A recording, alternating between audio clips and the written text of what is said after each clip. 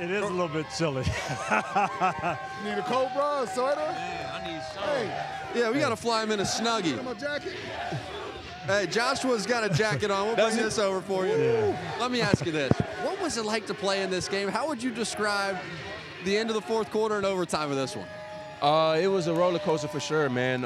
It wasn't pretty, but we found a way to get it done. Coming to a tough environment like Washington is never going to be easy, but we expected them to come and play hard, but at the end of the day, we got the job done. But it seems like that's been you guys' MO all year. We find a way. We believe we're going to win. We believe we're going to make the play in the fourth quarter to win it. Yeah, that's just been our MO, our mantra. Find a way.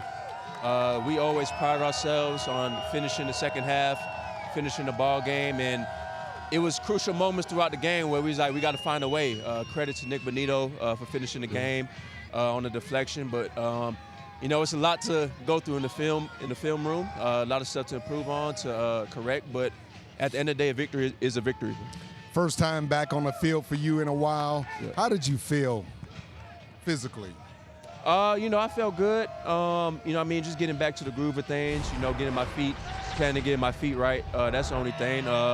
It's going to take time, but at the end of the day, man, I felt good going back out there, and it feels good to be back with the guys. So Yeah, I know it's good to have you back there. Pat, walk us through some of these plays. Through your eyes, how do you see these plays? Give us a little breakdown, man.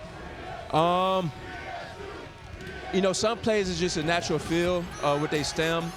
Sometimes they stem vertical, break in.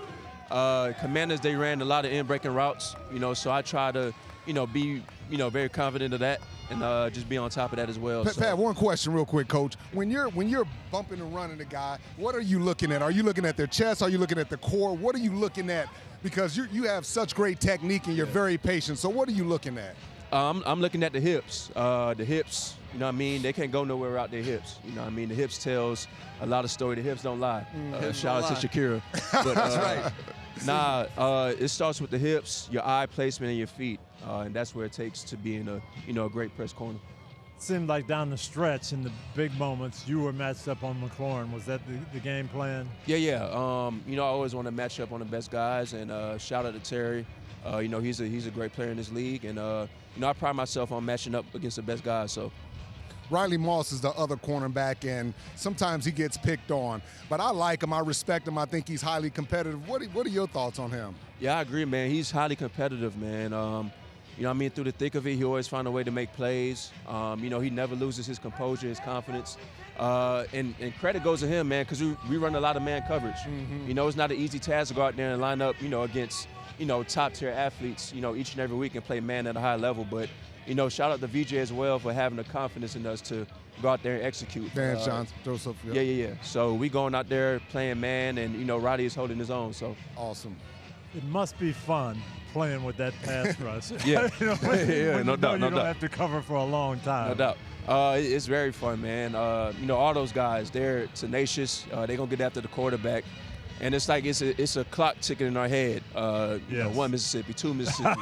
They're probably there already. If not, we know they're going to get there because pressure is key in this league. As you can see, man, it affects a lot of, opposing offenses when you got great pressure. And to, counterpart with that, we got to have great secondary play as well, too, and that's what we got. You got about 10 or 15 key plays in this game, but I want to go to one in particular. This is late fourth quarter here. I want you to walk us through it real quick, if you don't mind. We'll roll the clip, and you break it down. Here we go. About 3:08 left in the fourth. Yep. I was off, reading the quarterback, reading three-step. Then I got my eyes back on receiver, settled down. He broke, and I broke with him.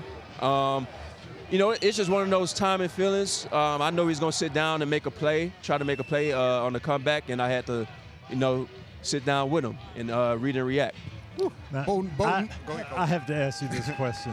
When you were a young man, was your dad drilling you on some of this?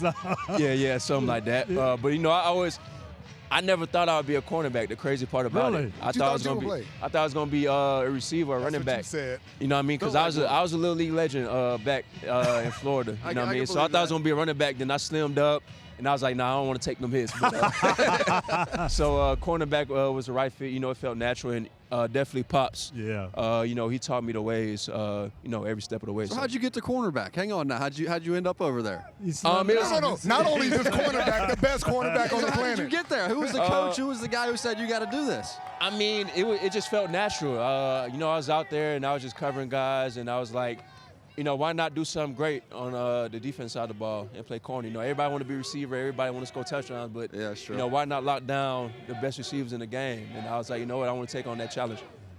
I'm going to tell you something you might not know. You almost grew up in Tampa because in 1998 I was coaching the Bucs. Yeah. Your dad was my number one. Oh, I man. wanted to draft him. We made some trades to get that pick. Miami beat us to the punch, and he went to Miami. So. Oh, that's crazy. He was a great player, and you just remind me so much of him. Hey, Pat, Alex Singleton coming back. What did that mean to you guys? Him fighting and clawing to get back on that field with his guys. Man, Alex, he's a resilient player. You know what I mean? He's battled through some adversity even last year with his ACL, and now fighting through this. You know what I mean? I think, you know, it's a testament to his character and a testament to his will to compete. You know, when he's out there, he's a sung leader. Defense leader of the team, and it's always great to have him back. No doubt. I love it. Pat, we're going to let you go get warm, man. We get talked warm, to you all my night. brother. That's the problem. Get warm. Congratulations Thank you, bro. on this win. Another amazing finish from the Denver Broncos. Appreciate you spending some Best time. cornerback on the planet right here. Coach. Hi, I'm Mike Tirico, and thanks for watching. Make sure to hit subscribe for the latest news and highlights from NBC Sports.